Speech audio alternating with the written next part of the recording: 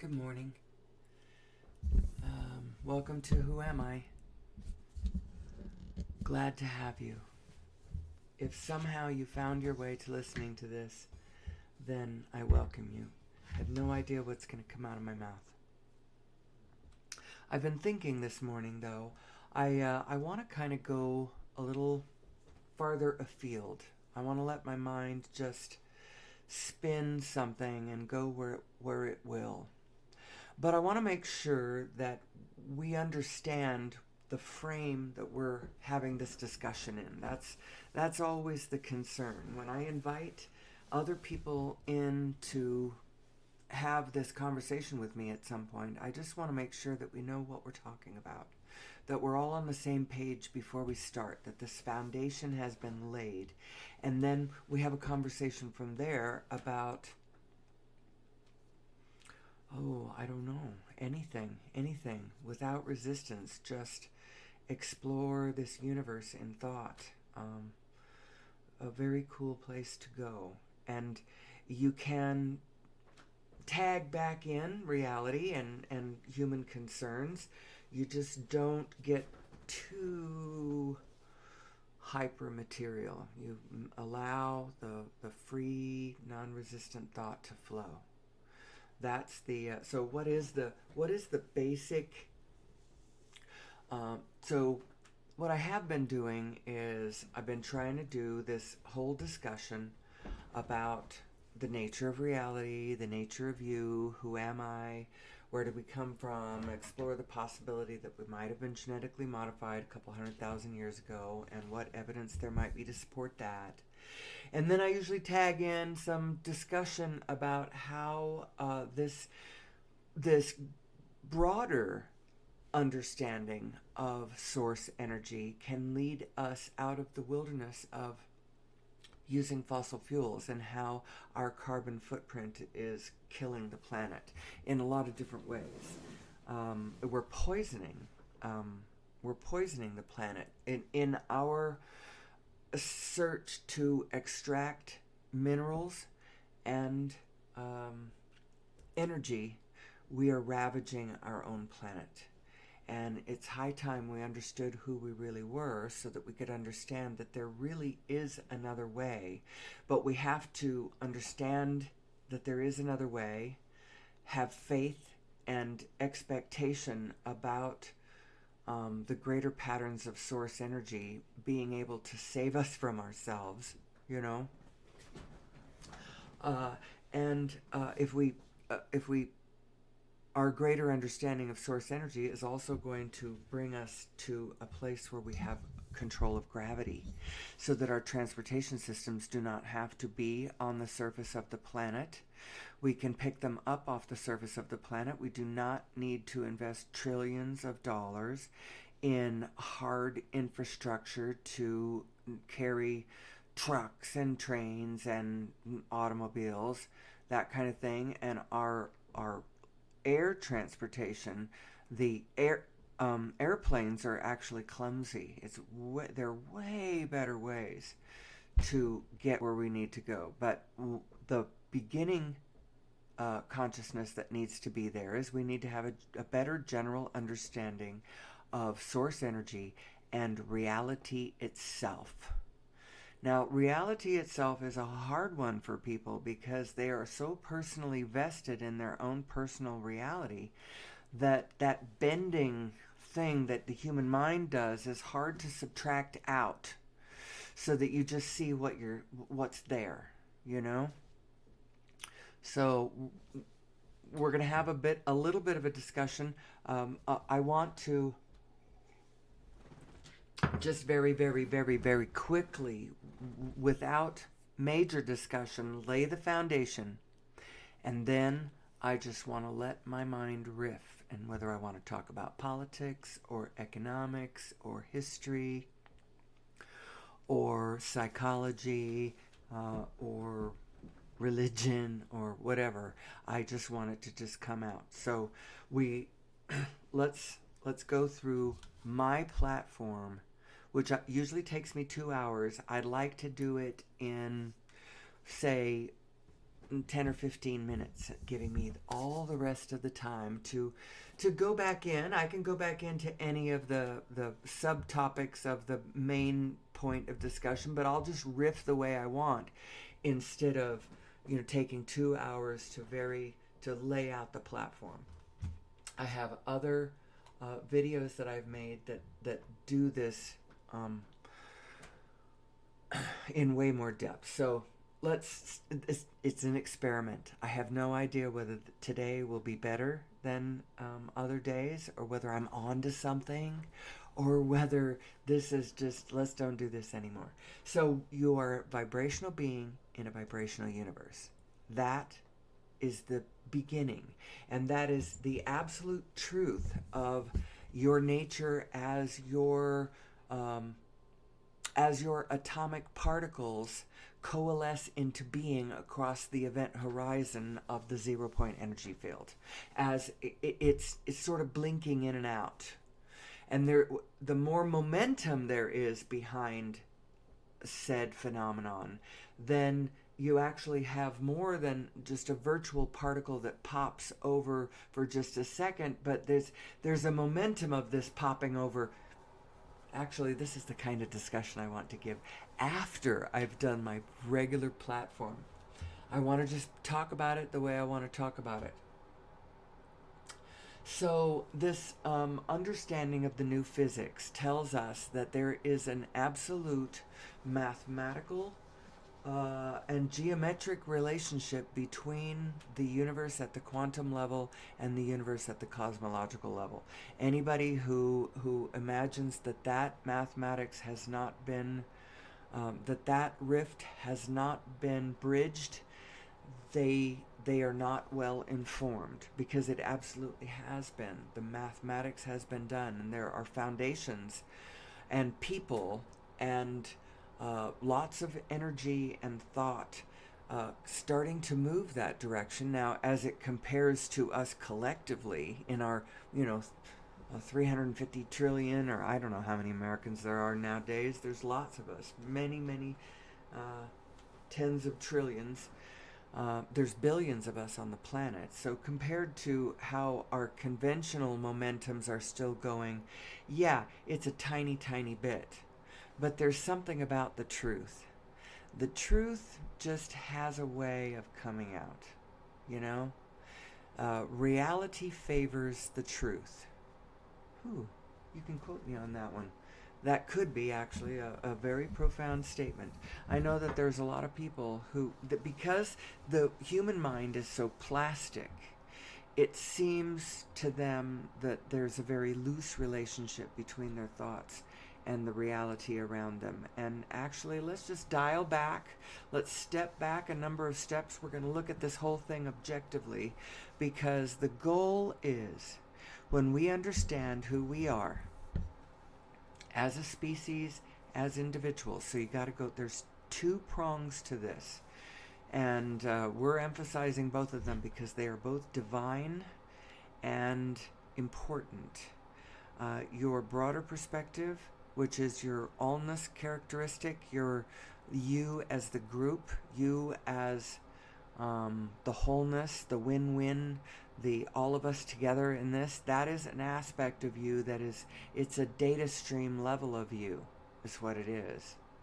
So it's a real and important part of you. But this individual place that you are, that's also important. It's really important, because you are a fractal integer. You are a wholeness right where you stand.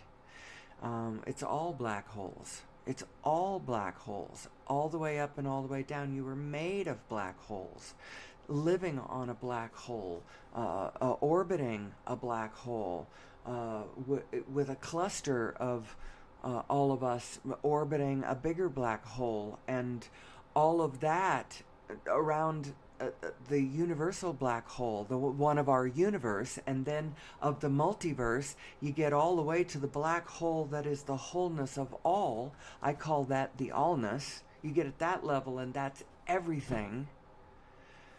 We are all one. This is just like a really cool setup. So mathematically, you do the mathematics and you see that every proton is a black hole.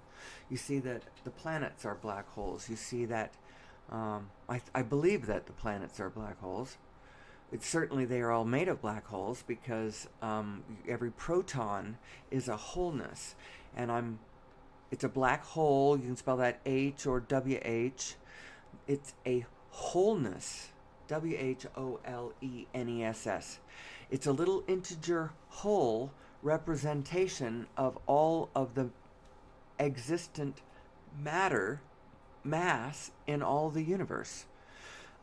Let's very quickly go to, excuse me, that's not the right slide.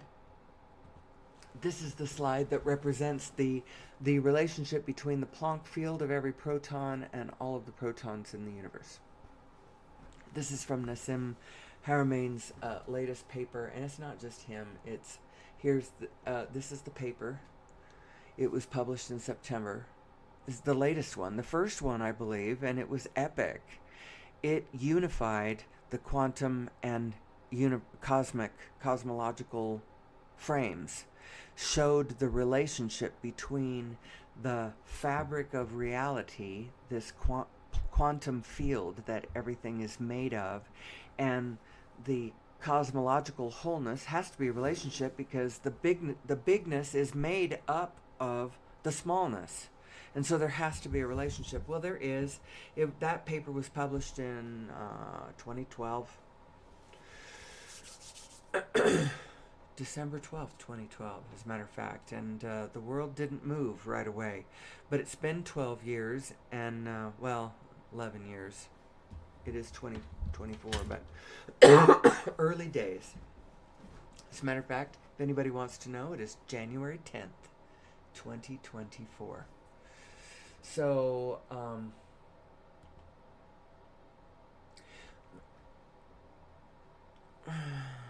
where do I want to go with this?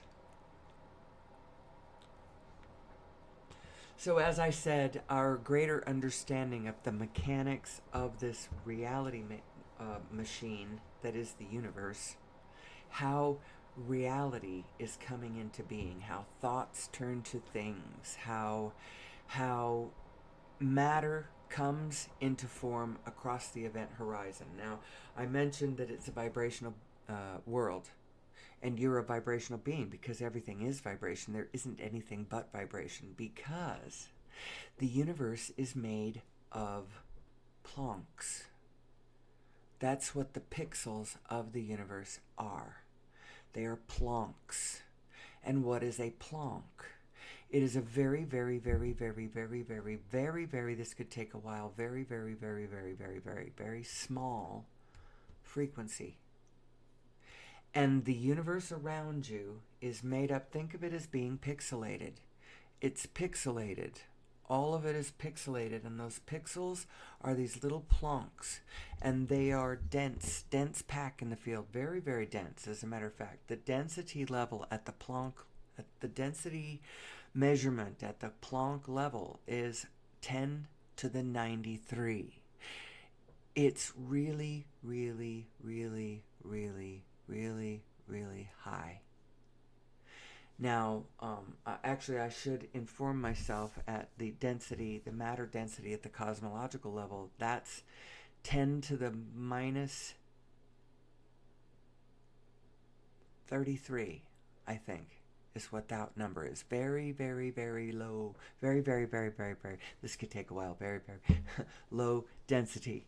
And the difference between the density at the quantum level and the density at the cosmological level is a whopping 123 degrees of magnitude. It is known as the vacuum catastrophe.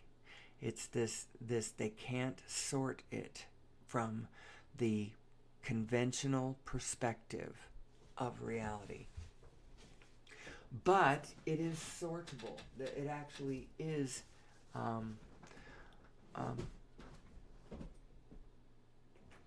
the math has been done. It's not just the consciousness. So what you are made of, you're made up of Plancks, and each one of these Plancks is a frequency. So how are you made up of Plancks? Well, as they go into spin, spin caused by gradient density differences in the field. As they go into spin, they create phenomenon. Every one of your little protons is a little spin, a little vortex of Planck's spinning. And the different rates of spin and all of the forces, the Coriolis forces and the electromagnetic fields and all of the different things that are created are all they are all because of spin. And spin is actually fundamental. This picture right here that I've had up for a long time without explaining it is showing how as matter comes into being across the event horizon of the 0 point energy field, it's spinning. The spin itself is baked into the cake. You don't have matter without spin. Matter is the Planck field spinning. So that's a basic understanding that hasn't really been done by conventional physicists. There's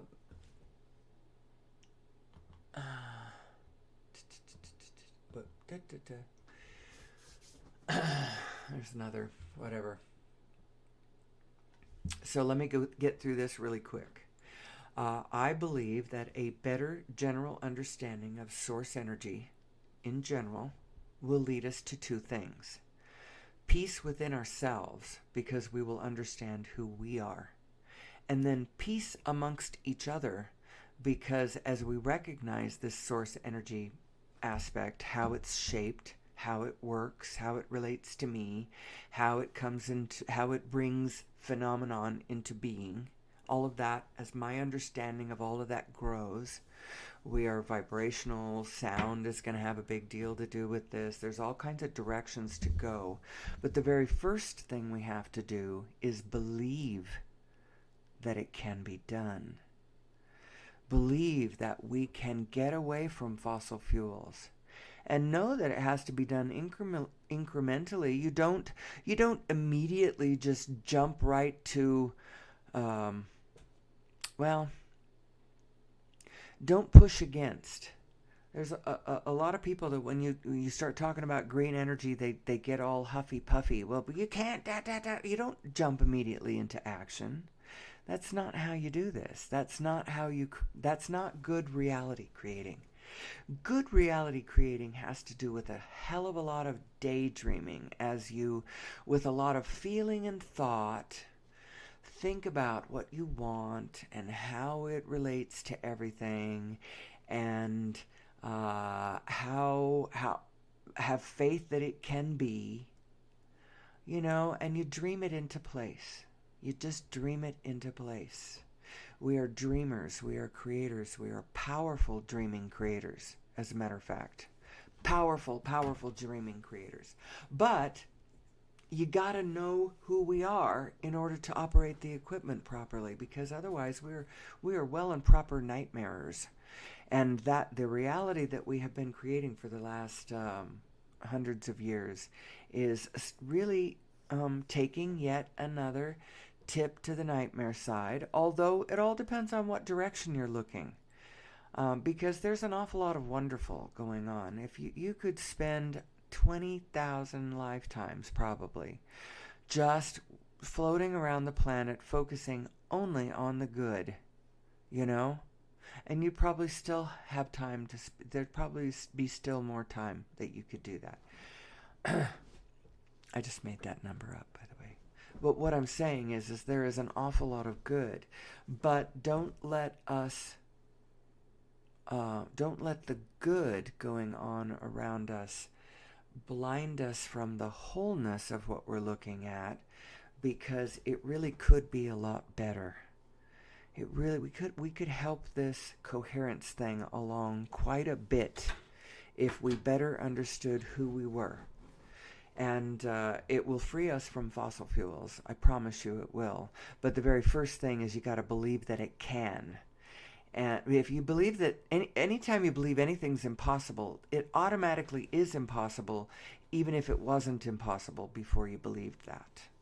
So when conventional physics tries to tell everybody that it is impossible to have a device that puts out more energy than the energy that it takes to run it, is nonsense. They're wrong. They're wrong. It certainly is possible, but if you believe it isn't possible, then you stop everybody from looking. So, we're going to dive into this. Who am I? So we are vibrational beings in a vibrational universe. We just had a very small talk about the Planck field, the pixelated Planck field. You are a frequency because every atom of your being is made up of these Plancks, which every one of them is a frequency, spinning. They go into coherence with one another. They start lining up with one another. They start spinning with one another. They pull each other into collective spins. The world is spinning. Source energy is spin. The life coming at you is open up your mind and your imagination and realize that it is spin coming at you. All of the specific objects around you spinning at very slightly different rates, which is causing, things to move off that direction, and you're going this direction, and things are whatever, and life is coming at you. What is it? It's spin. Everything is spinning. It doesn't look like it because we're on a planet where everything on this planet is spinning close to the same... we are spinning together on the planet, but we all came from all kinds of places, and we're all... it's all spin. Just know that it's spin. It is spin. And what happens when you do a meditation? You're going into the center of the spin. That's what you're doing. You're going into clicking into layers and layers and layers. As you go deeper, deeper, deeper into yourself, you're clicking into morphogenetic fields greater and greater and greater than yourself, until as you connect with yourself at the Planck field, you have connected with all of the universe. And what do I mean by that? Your impulses, your feelings, certainly your impulses are now... let's say they are cooperative components to the wholeness of the universe, as opposed to just being, overlooking, agitated, and operating on only what's good for me in competition with everything else around me. Do you see the difference? The difference between being clicked into your universal self, or whether you are in agitation or some form of negative emotion. I'll tell you what, negative emotion does not equal ever harmonic synchrony with the greater whole. Because the greater whole isn't in that kind of agitation. The greater whole, in sync with source energy, is at peace. If you want to find that synchrony with source energy, if you want to line up with all of the other cooperative components to all of your desires, you've got to get into a state of peace, because that's what the allness is doing. If you're in a state of agitation, there's something else going on, and we can talk about that for a minute. So this is your emotional guidance scale. This is telling you, so deep misalignment and agitation, negative momentum is at the bottom of the scale, and at the top is great positive momentum, right? Somewhere in the middle, actually it's not in the middle on this scale, there's quite a bit more negative emotion than positive emotion, at least nuances thereof. It's just somebody's idea that you can just feel the generalness of this as you feel what it feels like to be in a state of stronger and stronger negative emotion, and then imagine, coming out of it, feeling it lessen and lessen until you're kind of in the doldrums. There's not much going on. There's no momentum, but you're not going negative either, and now you feel okay, you're up to contentment now, you can just kind of have a sense of what this emotional scale is showing you. And the up the emotional scale is the call of source, your source. There is a center of your spin. There is a place where you line up with source. So now I'm going to jump to this picture. This is my representation of source energy mind and specific meat person, conventional mind, you and your body in your physical mind. That's you on the right, being able to focus very tightly and specifically on all kinds of interesting things in this field, this wonderful field that we live in. And over here on the left, the larger, broader perspective source mind that sees everything, knows everything, shedding light on the now and the love and the interest and the forward. And if you, in your small mind, are looking some other direction, like you're gazing back to the past with regret, or you're staring at something that moved, it's not there anymore, and so you're staring at its absence. Stuff like that. Your source mind is never looking that kind of direction. Never looking. It's too busy working with the blood running through your veins and knowing where all the birds are flying and, feeling the fish in the sea. And how do I claim that? Because I am a scientifically minded person. I'm a very analytically minded person. I have never in my life, I had a mantra early on because I was very skeptical of religions and faith. I saw that they were doing something with the conscious mind that I thought was wrong. And that is they were putting faith in, they were using faith to get people to believe things that didn't make any sense. And I didn't think that was right. And so my personal mantra my whole life was, don't believe anything that doesn't make sense to you. And, I can make it pithy sounding. Don't believe anything you don't believe. That sounds pithy, but more correctly, it's don't believe anything that does not make sense. Because I had this faith that somehow, this was my faith, that somehow the world made sense. And that I could understand it. And there was one more thing that I had faith in, and that was that it was okay. I don't know what it is, but it's okay. I don't know what it's shaped like, but whatever it is, it's okay. I don't know what's going to happen when I die. I don't know what it looks like. I don't know what the shape is, but whatever it is, it's okay. That was my mantra of faith. That was the only thing I put faith in, that it was just okay. It was faith in a spirit, not faith in a materiality condition, not a faith in a hard rule. It was faith in a spirit.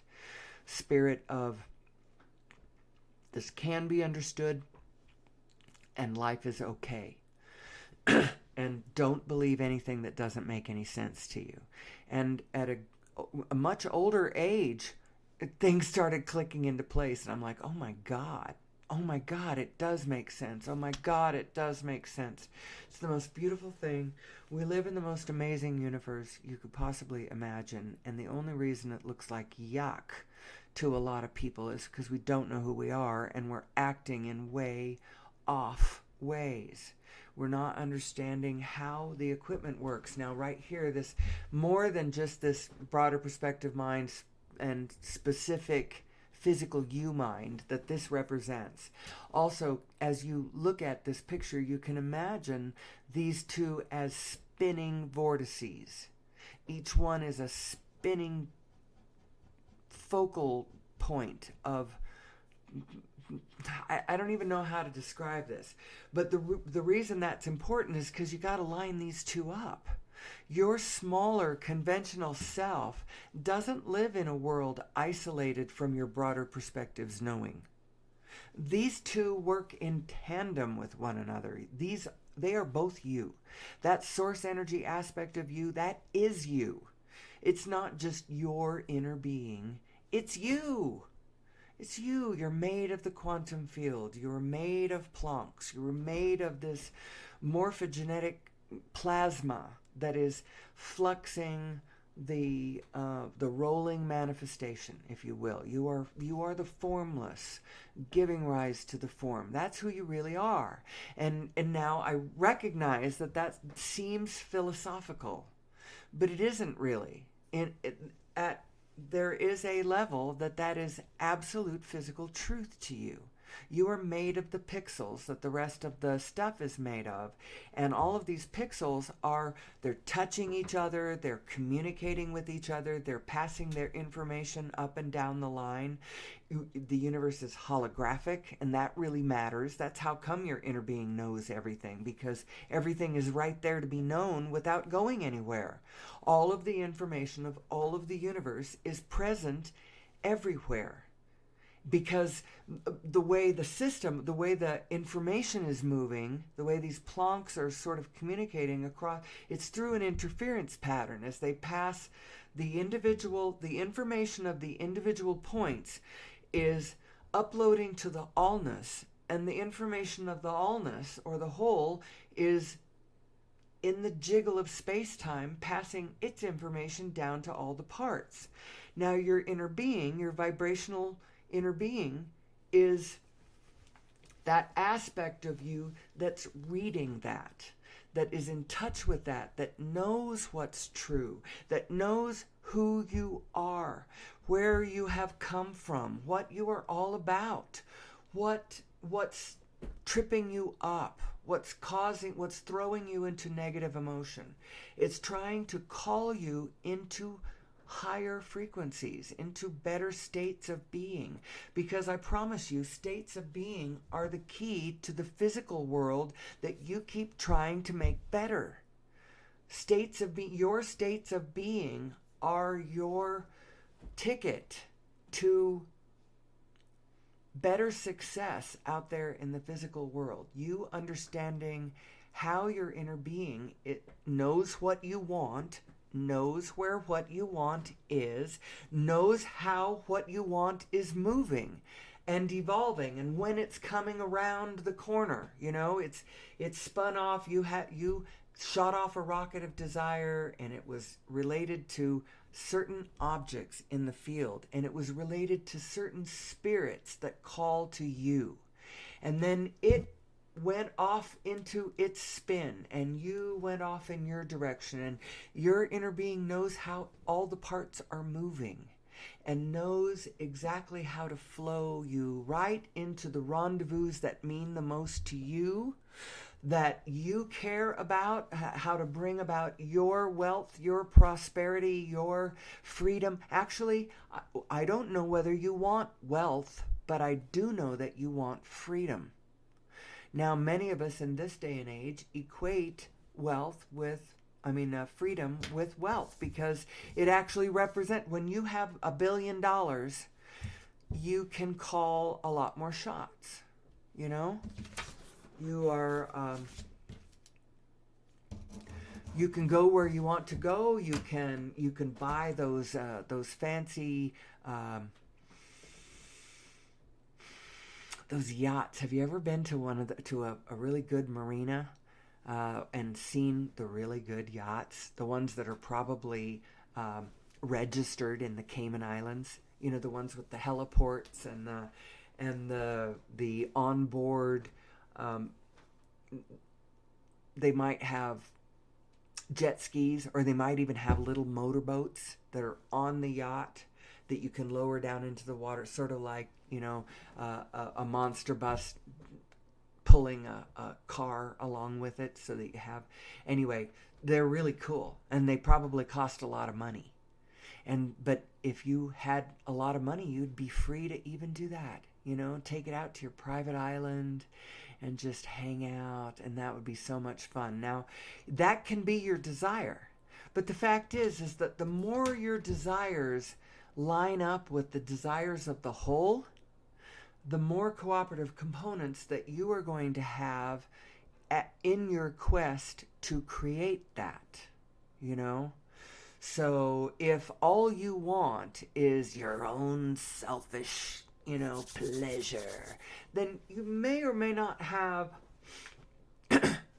It all depends. It all depends on how your dream is playing out as to whether you're going to find, 10 other people, so it's Ocean's 11, to go play with you in this intention, that your cooperative components. Or what I'm saying is when your desires line up with the desires of everybody else, you might find a lot of cooperative components in your ventures. And so I'll tell you what human beings want, and I'm going to write them down as I go so that next time I don't have to do this. Freedom. Absolutely freedom. Now, freedom is one of those interesting things. Freedom, we actually have freedom. But as long as you're looking at the world physically, you may have trouble seeing where your freedom lies. Where your freedom actually lies is in your transmission unto the universe. You are absolutely free to broadcast whatever broadcast you want to the universe. Now, you might think that that is not a meaningful freedom, but it absolutely is, because unbeknownst to you, perhaps, the universe is responding to your signal. We are living in a magnificent and absolutely perfect, reflective, and cooperative, made of integers, fractal, holographic universe that is speaking to itself, that is learning about itself, that is feeding information up and down the line through vibration, through vibrational frequency, because remember, we're all made of Plancks. The universe is pixelated, and all of the appearance of matter and phenomenon is all coming from this Planck field going into spin. And us understanding that is going to lead to two things. Energy freedom for mankind, not just for select, rich, wealthy few. And a better psychological understanding of ourselves individually, so that as individuals we can live more productive, more fulfilling, more effective, more cooperative, more life-sustaining lives as our part of the greater whole that we are all a part of. Amen. So, freedom. We want freedom. How about abundance? Fun. Human beings want fun. We want relationship. And when I say that, I mean satisfying relationship. We want, what other things do we want? We want satisfying work. Like, we want to be part of the systems of wholeness around us. We want to be engaged with satisfying work action. We actually do. We want to be working, doing what we like to do, cooperatively with others, with fun and abundance and freedom. We really do. We want good food.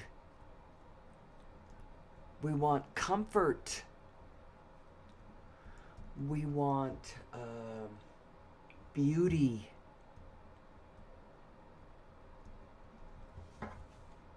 Play.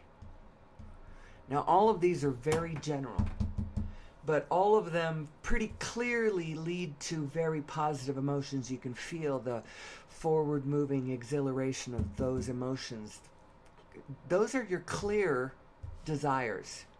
Now, as you start translating them into what that means in physicality, that's where it can get dicey. That's where it can get dicey, because, so think about it this way: your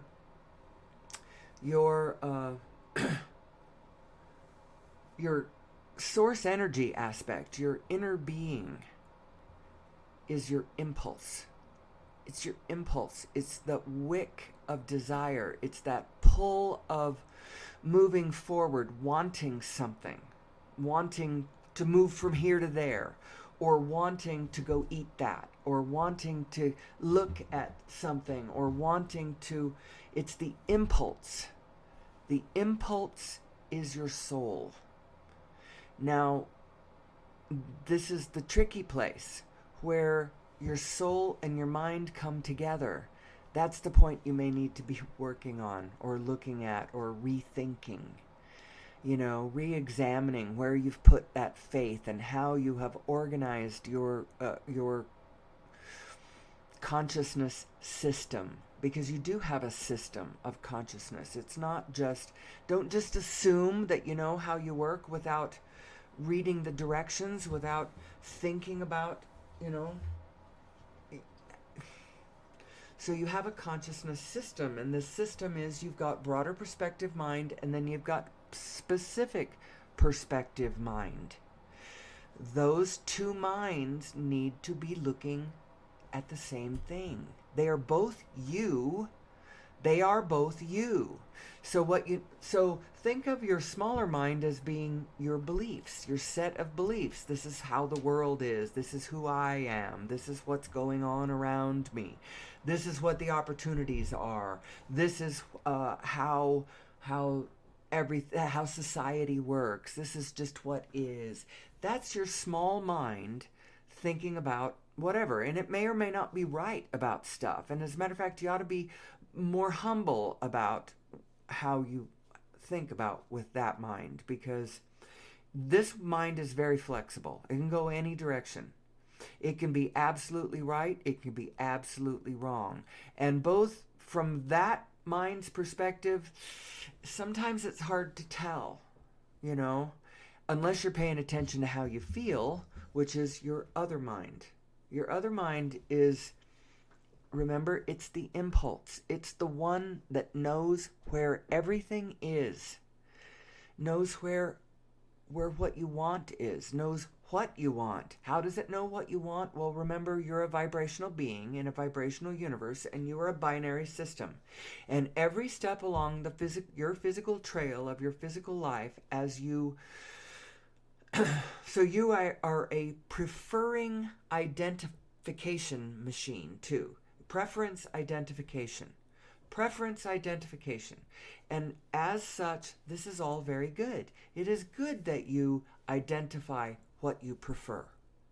The problem is when we don't understand how it works, we don't just make our preferences, we sort of lock on to the reality of the situation we've got that we don't like, that we're trying to prefer something else, but we're focusing on the bad part of it, and we don't understand how creation is unfolding, how our focus and our attention is very, very important to, it's an indication of what direction we're going.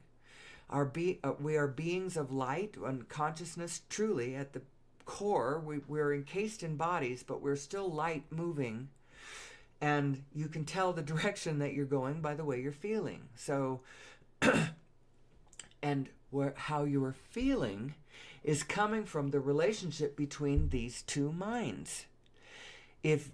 And your specific self, your physical mind self, some people call it your ego self, but as soon as they do that, they cast a pejorative on it, and they now think that it's something that needs to be conquered or forgotten, overcome, ignored, whatever.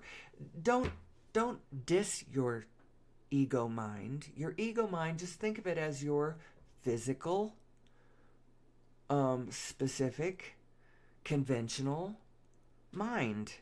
And it has beliefs, right? Your beliefs. I was just talking about what those beliefs might be.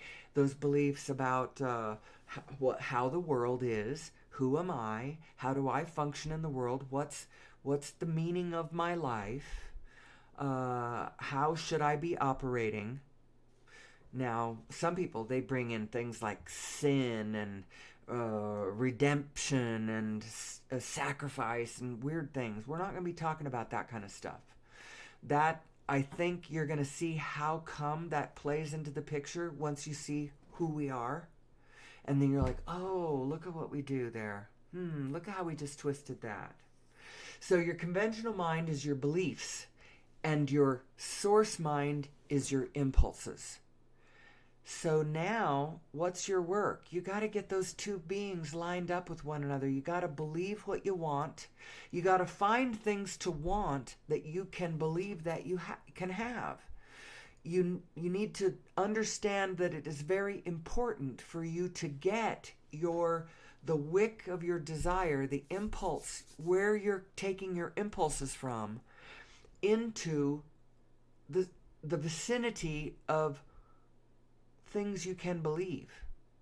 So I'm going to tell you what I want, and I'm going to tell you that now I have now come to a place where I truly believe that we're going to get there. Now, whether we're going to get there in my lifetime, I don't know. I hope so, but I hope I can really start to see some momentum moving that direction, at least before I die. I probably have I think I have at least another 40 years, but that does put me a little north of 100, but I don't think that that's a problem. I might make it to 120, we'll see. Or I might die young with my recordings, becoming legend. I don't know. Who am I? That's right. I'm going to tell you what I don't want. What I don't want is, so in general, I'm going to give you a general litany of the woes of humanity as I see them, in general, from an individual perspective, looking at the allness of our morphogenetic field that is humanity. This is what I don't want. And I say this every day. And actually, I believe that we can fix all of this, because we live in the most amazing plastic universe. We live in a morphogenetic machine. The Planck field can become anything. You just have to believe it. You have to see how that would make sense. You got to find the next logical step. You got to find that path. And how you do that is you line up your inner being with your conventional mind, because your inner being is your broader perspective and knows who you are, where everything is, what you want, in a very clear way. I mean, it knows that you want freedom, abundance, fun, relationship, satisfying work, good food, comfort, beauty, and play. That was just my little list that I put up of that it knows what you want, and it knows your favorite color. It knows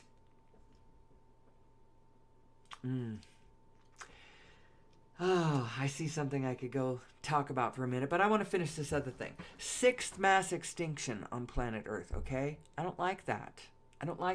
No matter how much I focus on what I like and what I want and positive aspects of the world, and of course there are many. As a matter of fact, there aren't just many, it's predominant. Well-being dominates.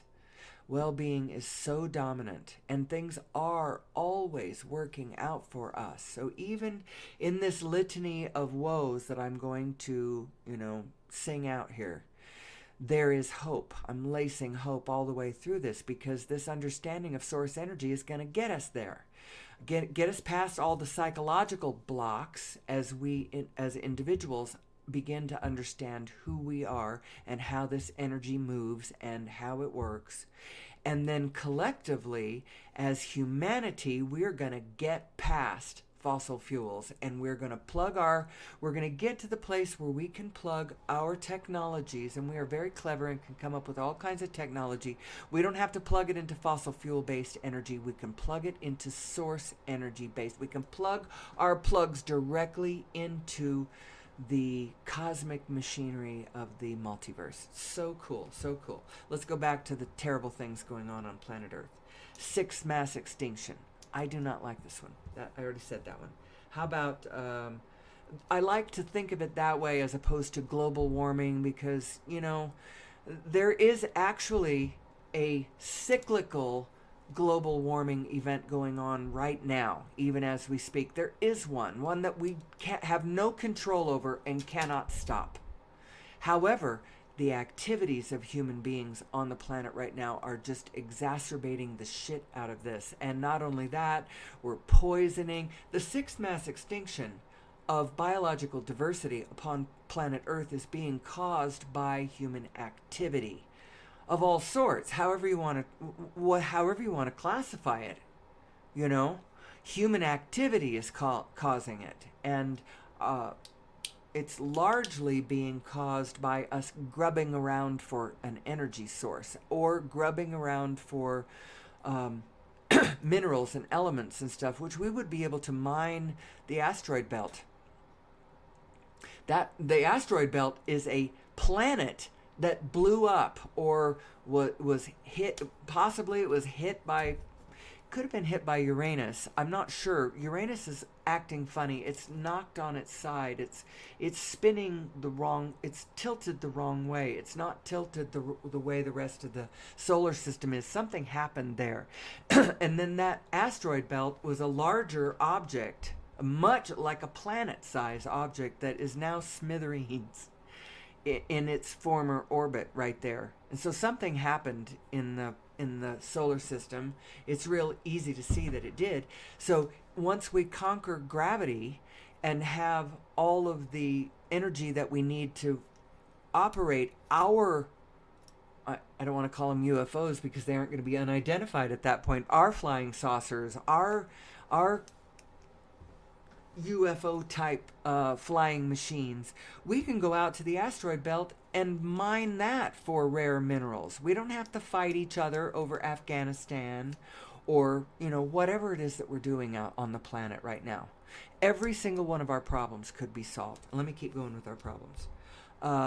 Growing deserts, the desertification of planet Earth. This is a bad thing. That's being caused by marginal human beings on the edges of the desert that don't have access to any kind of formal energy source. They don't have wind or solar or nuclear or fossil fuel based actually, and so they are burning up their biosphere, their marginal what can cling to life. They're burning it up to cook their food. That is also going to be fixed. What else do I not like? Usually this comes to me quite easily. Garbage Island. How about that one? I don't like Garbage Island. That's that enormous island of garbage, debris spinning out in the Pacific Ocean. I don't even want to go look at it. I can't even imagine. It's as big as a state. Might even be as big as the state of Texas. I don't know. It's really big. It's a terrible thing. It's where kind of all of the garbage that has made its way to the ocean is sort of kind of come into a vortex of, whatever. It's got to be awful. Well, we could recycle Garbage Island, but we need a better energy source to do it, because we can also resequester carbon it back into the earth. We can desalinate ocean water, billions of gallons of it, and bloom the deserts if we want to.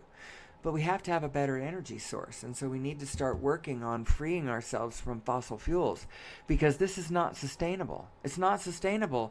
And any time that we as human beings, this is just a general rule, it has to do with the way the energies move and how we create different spirits. When we create systems that are not based on reality, that do not imply us knowing who we are, that are not sustainable, that are not in alignment with the greater field around us, when we do that, that misalignment creates what I call Shiva energy. It's destructive, a destructive energy force. It's chaotic.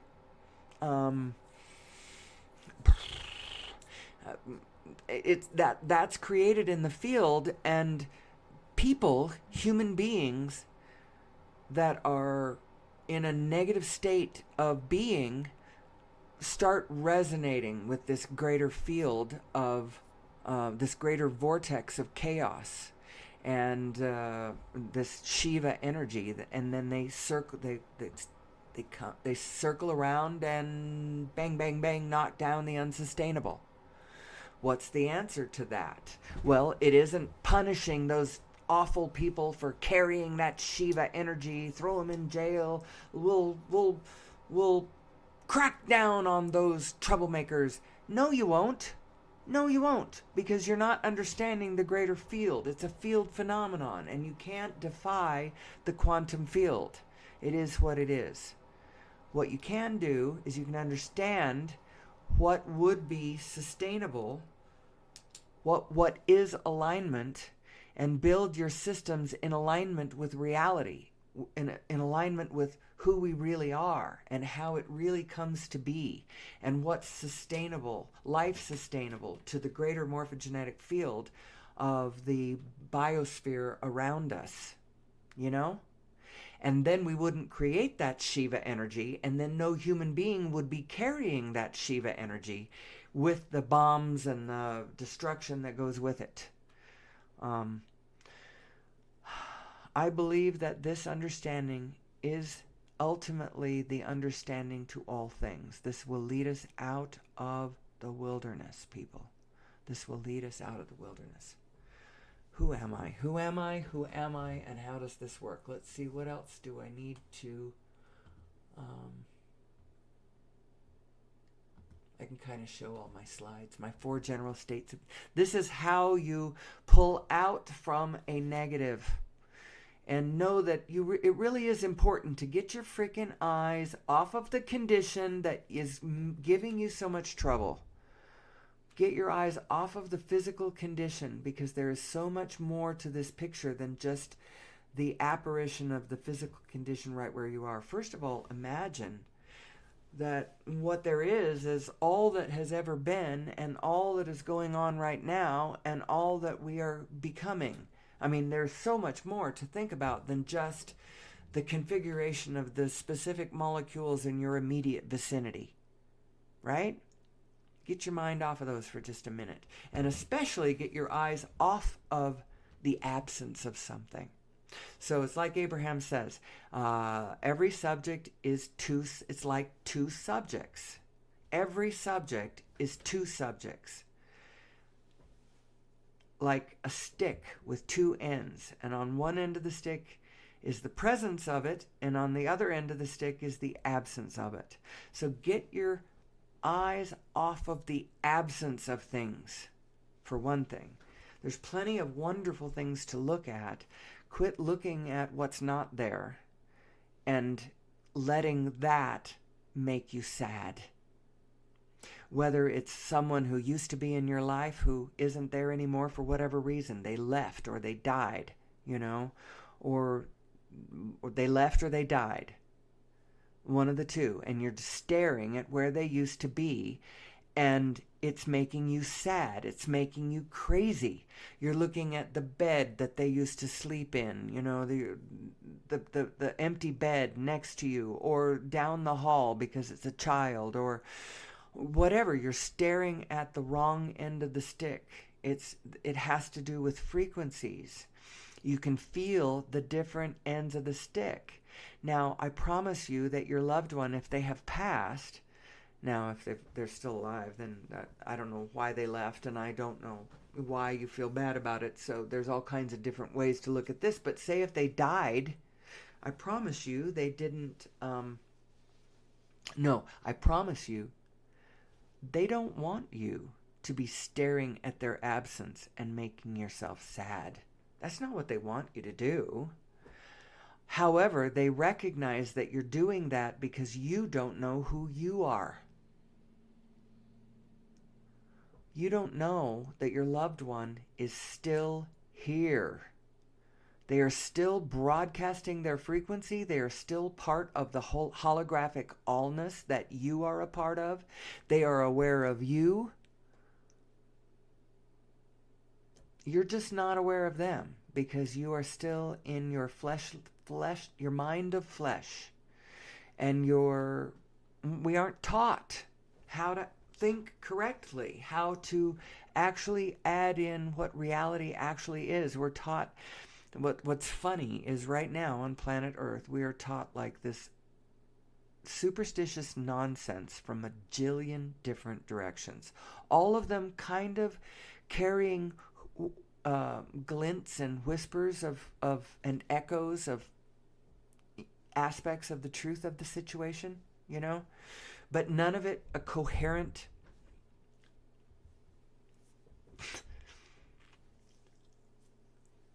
and then certainly it's not standard. If any one of us comes upon, you know, the actual realization of, oh, that's what it is. That's funny that we aren't taught that way. You realize that you yourself are kind of an anomaly, because everybody's religion is kind of their version of the meaning of life and the configuration of reality and the meaning of consciousness and all of that. And so, and all the religions are different, so there's nothing standard going on out there. And then we all look at it from the outside and we think that there's something to fight about in there. It's funny. It's like, you know, the old story of the blind men and the elephant, and they're all standing at different places on the elephant claiming that it's something else. Oh, it's like a tree. No, it's like a wall. No, it's like a sail. No, it's like a rope. No, it's like a snake. That kind of thing. And they're all right and they're all wrong, both.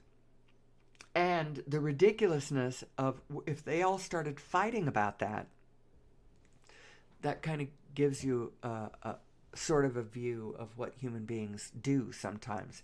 And I believe that a more standard version of who and what we really are, a more standard understanding.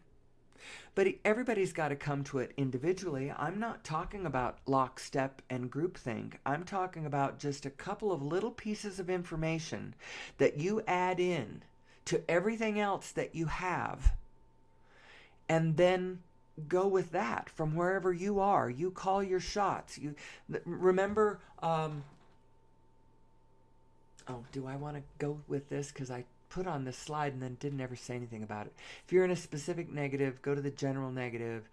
So it's like if you're specifically wallowing in specific crap and you're feeling really, really bad about it, pull out from looking at the specific, because specifics give you momentum.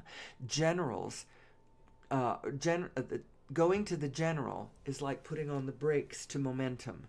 And specifics, dialing into the specifics, is like putting on the gas to your momentum, positive or negative, whichever way you're going. So if you've got a specific negative momentum going, the answer is pull out to the general. Life sucks sometimes. Or you go, life sucks. Life sucks. Now you're out of the specific. You're just kind of in a general negative. Now you could move right there to a general positive. Yeah, it doesn't always suck, I guess. Sometimes it's okay. And then from there, move to a specific positive if you can. Now, that was a very abbreviated. I could have spent more time on that and really moved, shown you how that moves. But that's how you do it. That's how you do it. And the reason that it's important that you get to a positive emotion is because as long as you are operating under the impetus, remember this mind right here, this configuration of the mind here. The source mind is your impetus. Your specific meat mind is your beliefs, your thoughts and your beliefs. As long as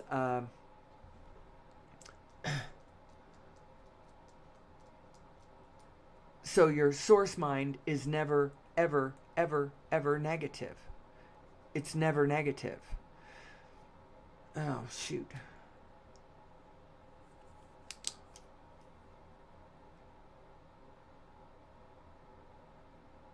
And the whole idea is to line those two up. And you know what? I was headed for something, and I don't remember what it was. So I'm just going to jump back into. Let's see if I wrote everything. How about the hole in the ozone? That's another one. Hole in the ozone. I got another one for you. War. And war is a brewing on the planet right now. It's trying to get bigger.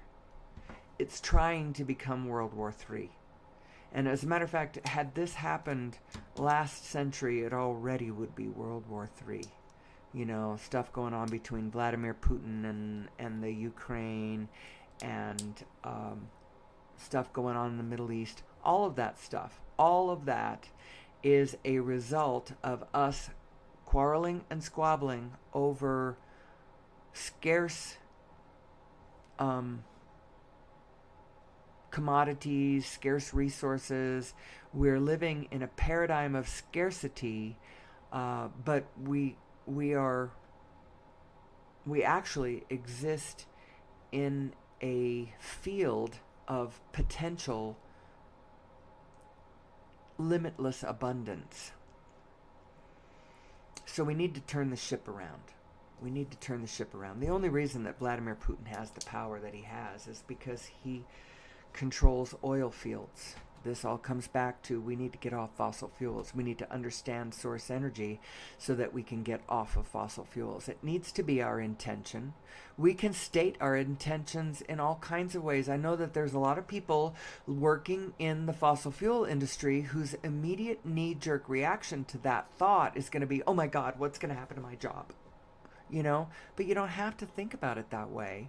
You can think about it in a different way. You can see us as a wholeness, and know that the whole, and this is the perspective ought to be a recognition of our allness and a recognition of our co-creative wholeness position, while at the same time each individual is divine and important on its own and important to the whole. Your desires are important. I remember what I was talking about. I was talking about, and it's important, this notion of your source mind is your imp. It's the impulse, the impetus, it's the imp in your being is your source mind. And your belief and your thoughts, your beliefs, that's your other mind, and you gotta get those two lined up. And if you are looking at things in negative emotion, then you are okay, this is what I was going to say. Your inner being is guiding you to what you want in a general way. It's a specific, but the general thing is what you want. Now, what you want is actually very specific.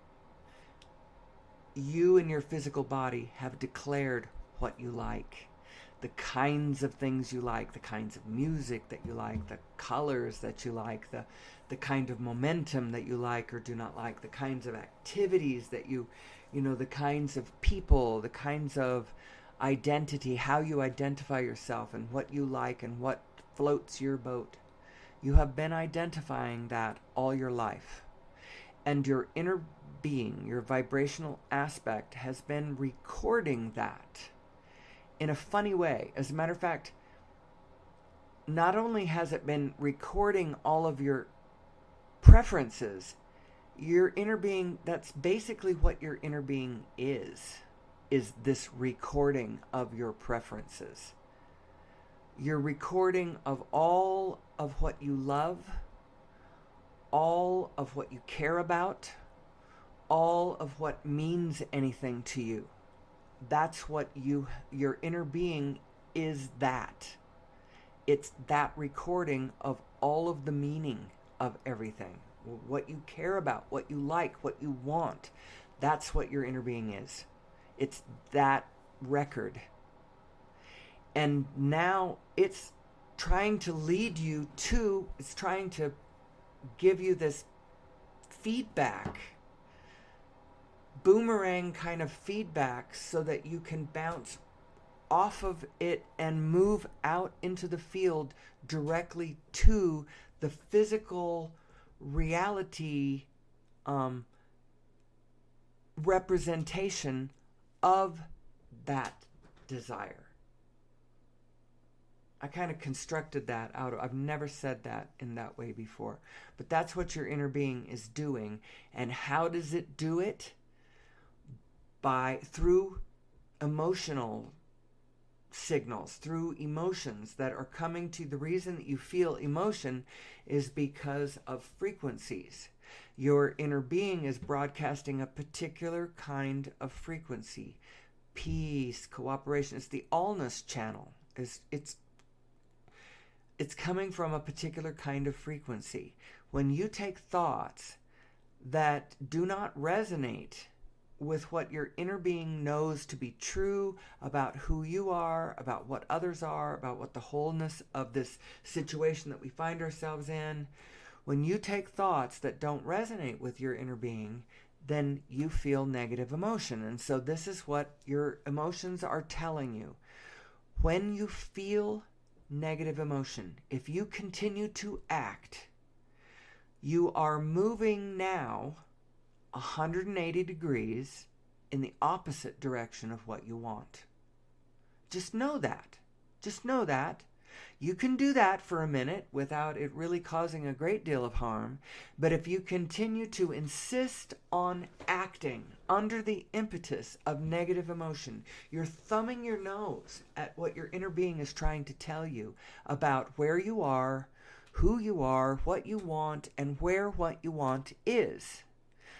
If you continue to act in negative emotion, you are walking 180 degrees in the opposite direction. Now, depending on how bad you feel, it tells you how fast you are moving in that opposite direction. If you're kind of in the doldrums, you're kind of bored, you're not moving very fast in the direction of what you don't want.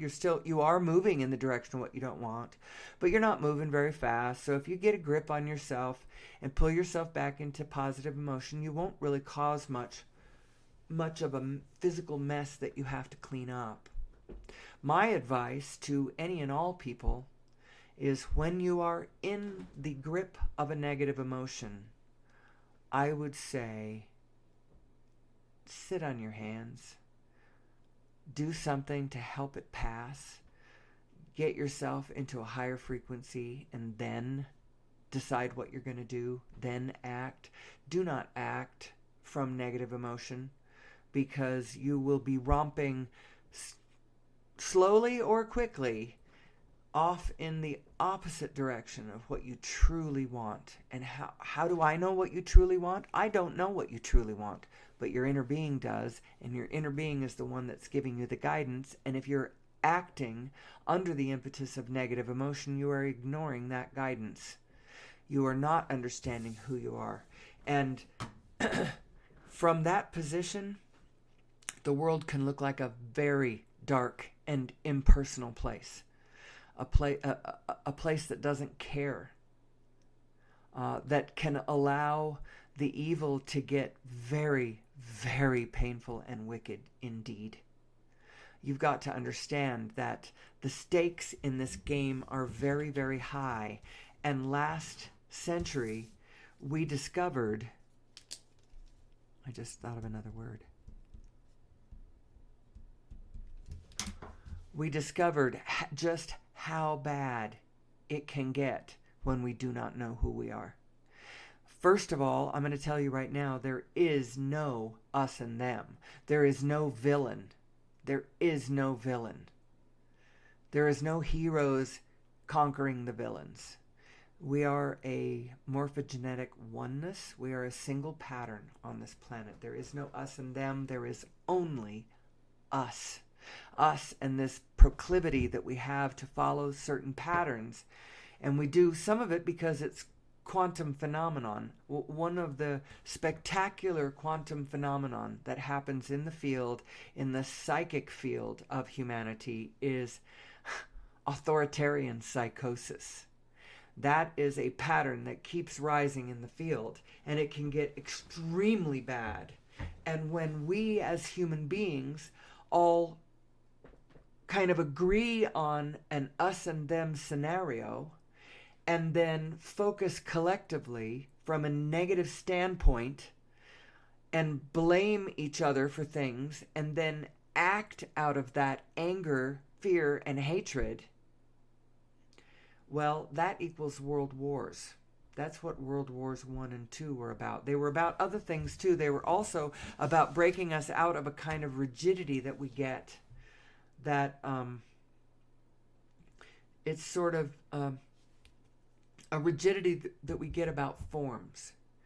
And there were certain forms that were, so remember, when we create systems that aren't sustainable, we create Shiva energy in the field that comes around and knocks those systems down. Now, from World War One, there was quite a bit of a vestige, certainly within the English culture. They were still operating on a very aristocratic model with the serving class and the aristocracy owning all the goods. They went through the Gilded Age too, right? And they had their Downton Abbeys and their Gleneagles and stuff. That is that what the name of that? Doneagle, I think, is the name of Shrimpy's Castle in Scotland. Anyway, that kind of system, that was what was in place, and opportunities weren't there for the serving class. It was a very hard caste system and it was rigid, and it wasn't fulfilling all the needs of the morphogenetic field of humanity there. It wasn't sustainable, and it wasn't fulfilling. And it also was rigid, and it wasn't moving. And if you binge watch Downton Abbey, you realize that there was a lot of positive that came about because of that war. Now, the war itself was monstrous and horrific. And it sort of speaks to, that old quote from JFK, when you make peaceful revolution impossible, you make violent revolution inevitable. And revolution can come from all kinds of different directions. That was revolution. It was perpetrated by Nazis, upon the world, and then we all fought against them so that Germany wouldn't control the world because they wanted to enslave it all, because it was just a belligerent storm of chaotic energy, an enormous, it was beyond hurricane storm of this kind of energy. But it was a field phenomenon. It came from one direction, but it fixed things in another direction.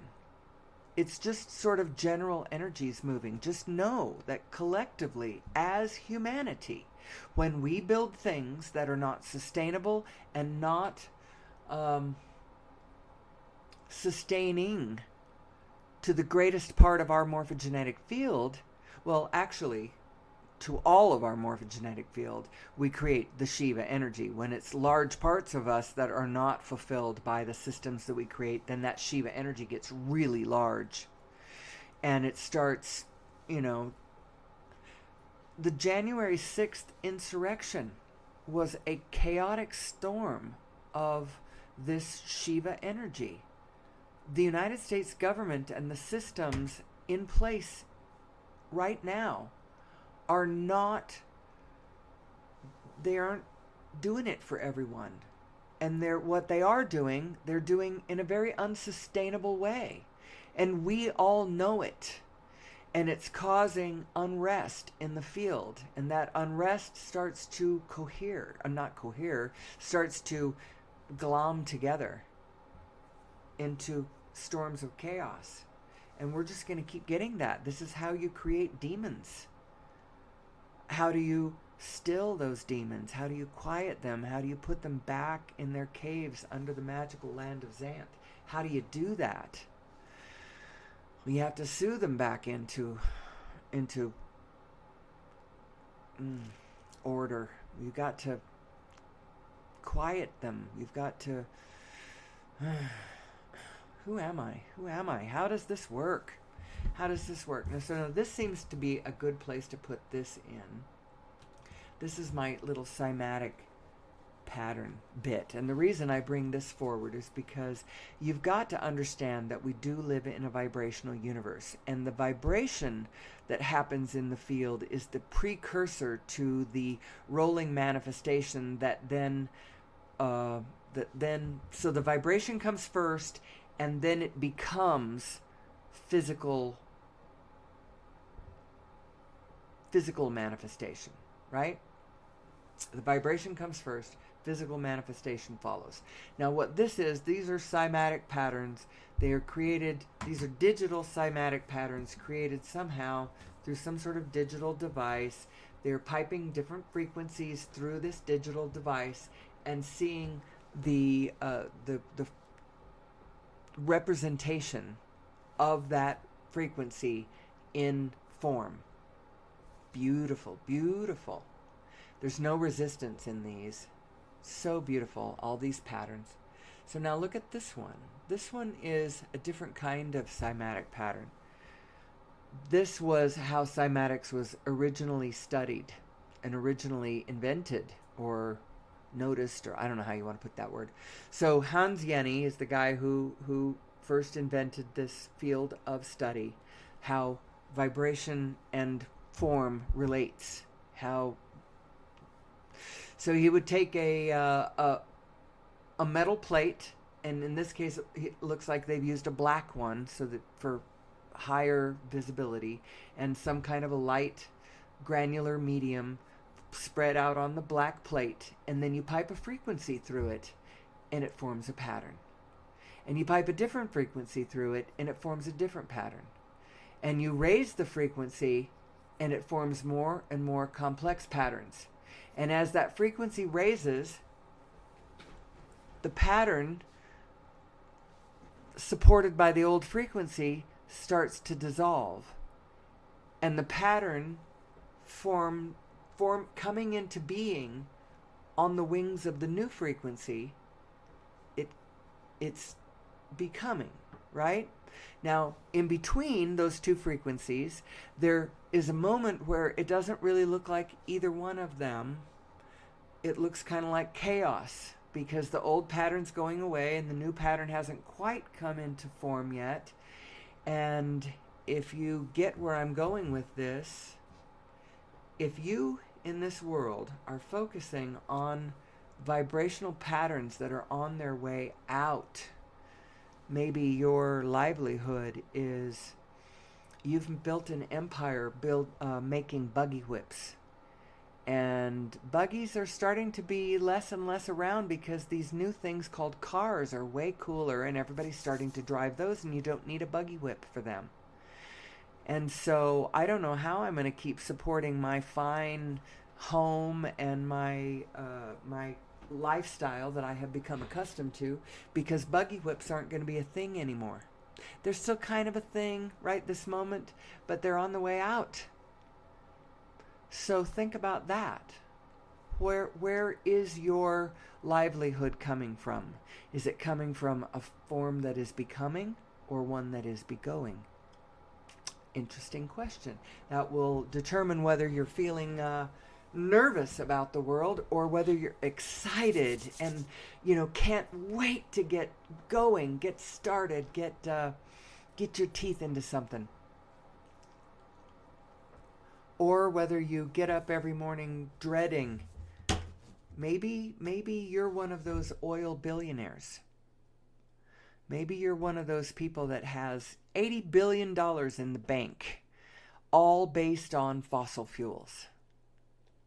Well, you probably aren't really happy about the idea of us all plugging into source energy instead. But you should be.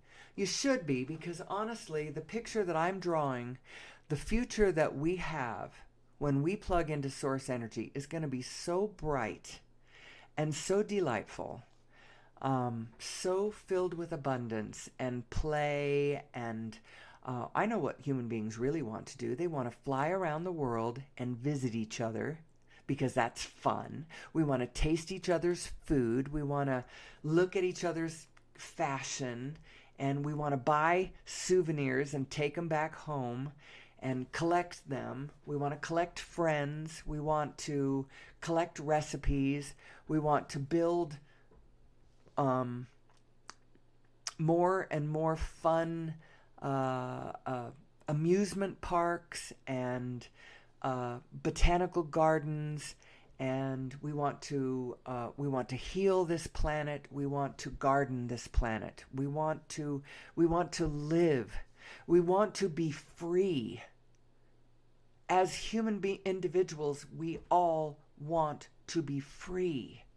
We want to be free to follow the impulses beating within our own heart. Our soul wants to follow its impulses. Well, the biggest problem that we probably have going on with that is that your impulses and your beliefs are in a funny place. They're not in alignment with one another. You don't have to worry about lining up with the outside world. As a matter of fact, please don't worry about lining up with the outside world. Let your inner being's knowledge of the outside world be enough, because it knows where everything is, and it knows where the right spirit of everything is. Follow its guidance, follow its spirit, and it will lead you to paths that you had no idea. You could never have led yourself there because you don't know. Just follow your inner being. Oh, I didn't finish explaining this, so look at these ones in the upper left and lower right. Those are also cymatic patterns. And you can see how the vibrational aspect of the universe, the frequencies of the universe, is forming patterns in natural beings. So cool. We live in the coolest freaking universe. We just need to point our consciousness in the direction of understanding how cool this universe is, how cool we are, and how our systems work. Don't act in negative emotion. Honor your negative emotion. Don't beat yourself up for your negative emotion. Know that what it's telling you. Just back up a step and go, where's my inner being on this? I need to find my inner being. I took this thought, my inner being wasn't there. It felt so bad. I'm in negative emotion now, and the reason I'm in negative emotion is I did not take my inner being with me when I had that thought. My inner being won't go there. So what thoughts are my inner being? What thoughts are interesting to my inner being? Go find them. Go find where you resonate with that positive impulse within you, and know that there is no us and them. There's no villain out there, and you aren't a villain either. We are all good, and we are all, even if you are one of them Henri cusses carrying Shiva energy right now, you are still good. You just don't understand the energies. That's why you're doing it. You're doing it to yourself. You're doing it to us. But it's only ignorance that's causing that. It's not a lack of goodness. You are good. You are good. And your impulses actually would be good if you understood how you were configured and would line up with your inner being and care how you feel and move towards good feeling things. Then you would be good. But it's your misunderstanding. It's our misunderstanding that has caused you to be bad. You have picked up a club or a gun or a bomb or something, and you're bashing, you're knocking things down. You are carrying Shiva energy. You're carrying it for us all. We have all created it. There it is.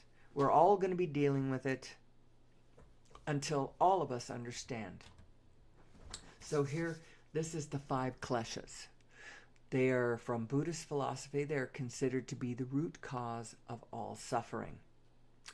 Now, in light of what I've been trying to explain, and in light of what we know to be about the situation now, you can see where this comes in. Now, I was always confused by this. I ran into this probably 15 years ago, maybe a little bit longer. I don't know. It was late in my life, but it hadn't been recently. It was a while ago.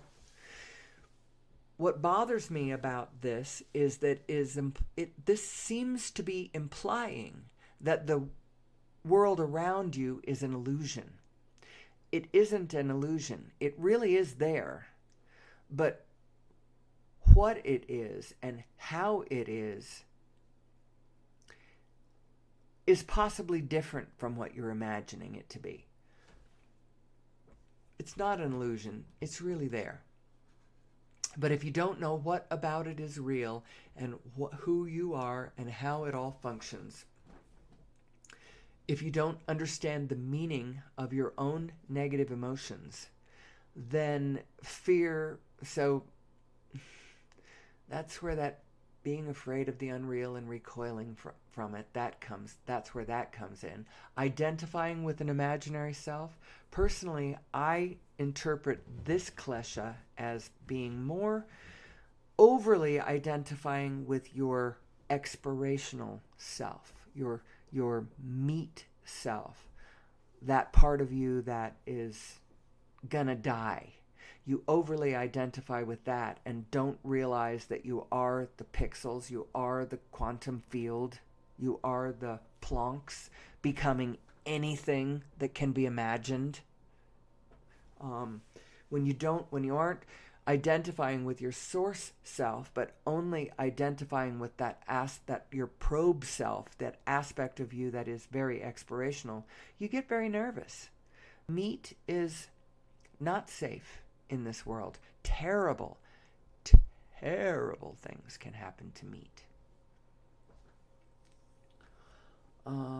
Let's see. And then, of course, fear of death, that comes from not knowing who you are. If you understand that you are a frequency, a permanent frequency that you are working on. It's a frequency that you've been working on for all of your life. It's you. It's the continuum of your experience, the continuum of your consciousness. It's you. It's both separate from the rest of it and integrally part of the rest of it. But you are divinely separate from it too, as well as divinely part of it. So,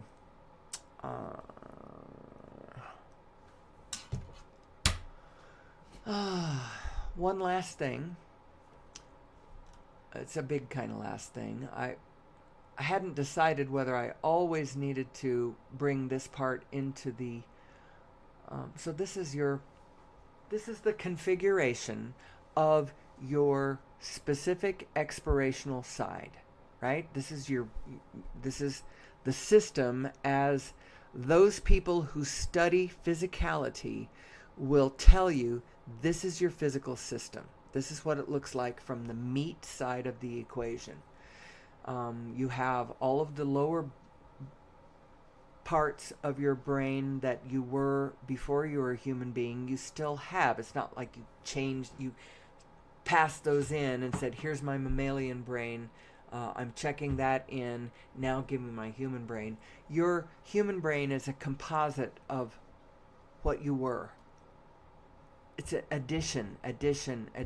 You add to the lizard to become the mammalian. You add to the mammalian to become the human. And you can kind of look this over. The neocortex gives you logic. It basically is your broader perspective aspect of your expirational mind.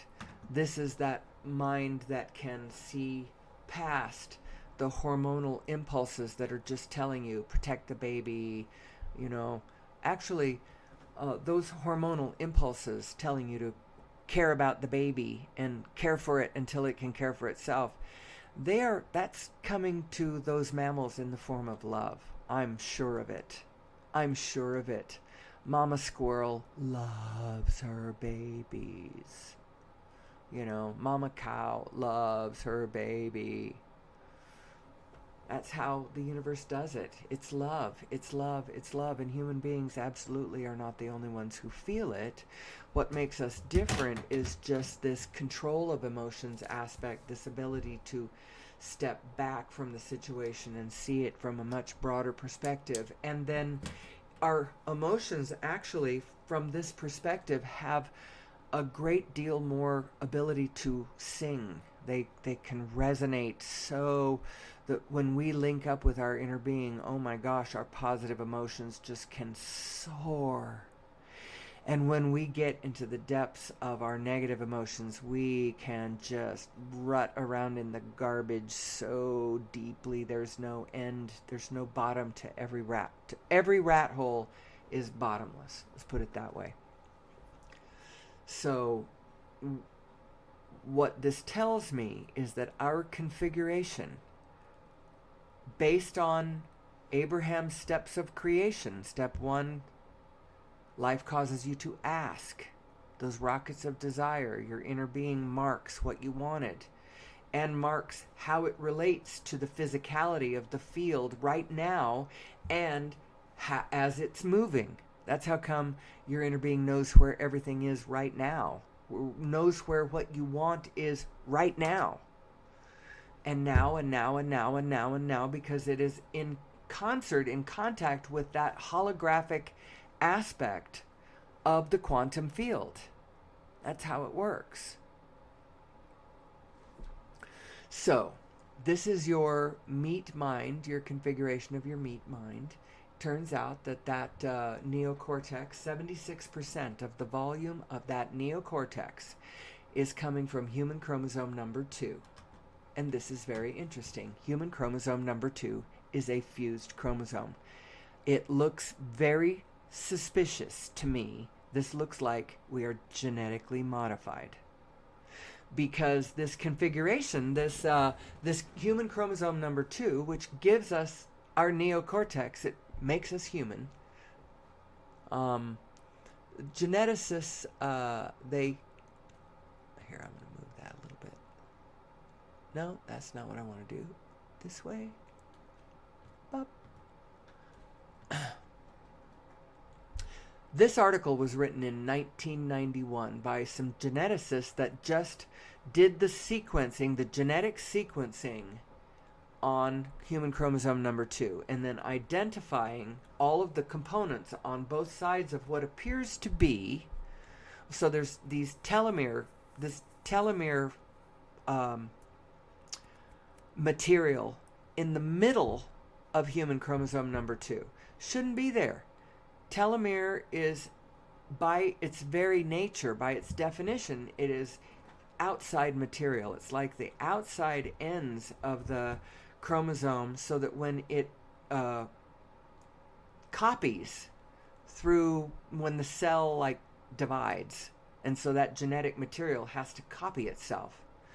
When it copies, that telomere is that little tiny bit on the outside, so that no real genetic material can ever be lost. It's like margin.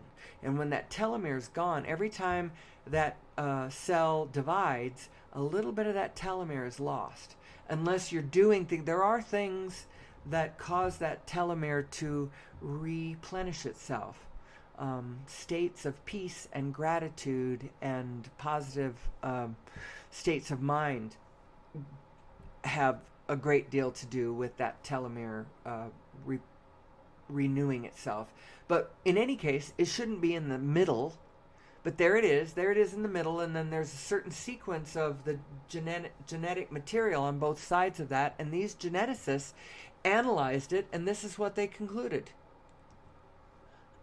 We conclude that this thing we've been studying and telling you about, that basically we conclude that human chromosome number 2 is the relic of an ancient telomere to telomere fusion and marks the point at which 2 ancestral ape chromosomes fused to give rise to human chromosome number 2. So they're looking at this, they can kind of separate the two and go, well, this is probably what they were before they were fused. These are ape chromosomes. These are not, and when they fused, they became the neocortex of the human mind. It made us who we are. I don't think it was an accident. I think it was genetic modification. It would have happened when anatomically modern humans appeared on planet Earth. We used to call these Cro-Magnon man, but we don't call it Cro-Magnon anymore. They call it anatomically modern humans appeared on this planet about 200,000 years ago, give or take a few decades. I don't know exactly the moment. Whenever our very good specialized scientists, whenever they say that that's what happened, but they aren't going to find a missing link. This is the missing link. This is it right here. And so what does that imply? It implies extraterrestrial visitation. And extraterrestrial visitation implies technologies and energy technologies and physical understandings of this universe that we don't have. But we could. There's a few questions I have about this. One is, who did this to us? And not just who did this to us, but why did they do it to us? Did they know what was going to happen? Did they know how this operation would turn out? Was it an experiment? Was it a known formula? Are we their children? Were we their servants? Their slaves even? Their teachers? I don't know. Who were we to them? What is our relationship to our creators? Who are they, and what is our relationship to them? Very, very interesting questions. Actually, fascinating questions, and I can't wait for the new human beings to, turn in this direction and start answering these questions. Who are we? Who are we? We don't know the answer to this. We live our lives acting like that. Oh, that's been decided. We understand that, and we don't have to think about that anymore. Actually, it's not understood or decided at all. All of us as human beings are wandering around in very, very, very different paradigms, thinking this way and that way and the other way, and we need to get into coherence. We need to get into coherence with our source energy. And then each and every one of us individually iterating who we authentically are from that position in our divine autonomy, in our divine diversity. Not lockstep and groupthink. That's what happens when we try to line up with each other from an outside image-based perspective. And that leads us to authoritarian psychosis and things like North Korea and the growing threat of Trump and all of the issues going on. Democracy is not just going to win the day. Not if we don't know who we are. We need to know who we are. And that's what's keeping us from our clean, free energy future too. Us not knowing who we are is why we don't know how to plug into source energy. We need to know who we are as source energy, know what the universe is as source energy, know how source works, know how consciousness works, know how this feed forward, the universe is learning about itself. It's just the coolest thing. And so today's recording is, we're at an hour and 42 minutes right now. I don't know if there's anything else I need to bring up.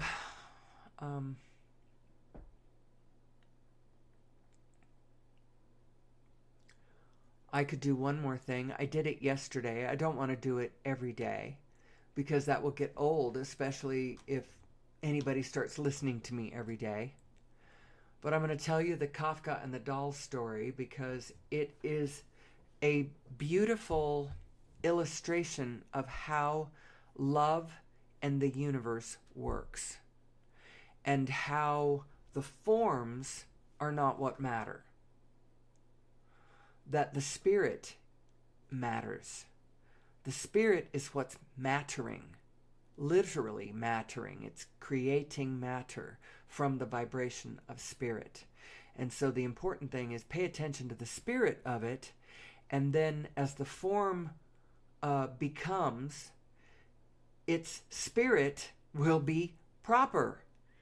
Who cares what the image of it is as long as the spirit is beautiful? So this is the story. At 40, Franz Kafka, and he lived from 1883 to 1924, who never married and had no children, walked through the park in Berlin when he met a girl who was crying because she had lost her favorite doll. She and Kafka searched for the doll unsuccessfully. Nowadays, we'd be thinking that he was some kind of perv. They searched for the doll unsuccessfully. Kafka told her to meet him there the next day, and they would come back to look for her. The next day, when they had not yet found the doll, Kafka gave the girl a letter written by the doll saying, I air quoted written by the doll saying, "Please don't cry. I took a trip to see the world. I will write to you about my adventures." Thus began a story which continued until the end of Kafka's life. During their meetings, Kafka read the letters of the doll, carefully written with adventures and conversations that the girl found adorable. Finally, Kafka brought back the doll. He bought one that had returned to Berlin. "It doesn't look like my doll at all," said the girl. Kafka handed her another letter in which the doll wrote, "My travels have changed me." The little girl hugged the new doll and brought her happy home. I think they did this for a year. This version of the story is not telling. Because it's not. But when he gives her the doll, she's still a little girl. So I don't know. A year later, Kafka died. Many years later, the now adult girl found a letter inside the doll. In the tiny letter signed by Kafka, it was written, "Everything you love will probably be lost, but in the end, love will return in a different way." So that's what it is. The love is always there. It keeps coming back, back, back, back, back. The forms change. If your focus is on the form as opposed to on the vibration, the feeling, the spirit, the love. If your focus is on the form instead of the spirit, then you're missing it. You're missing it because it keeps coming back. It's always there. It's always there. Quit staring at its absence. You're looking at the wrong end of the stick. So with that, I think that's probably a pretty good day. Not the worst day I've ever done. I will come into this space tomorrow, whether I do it for you or whether I do it for me.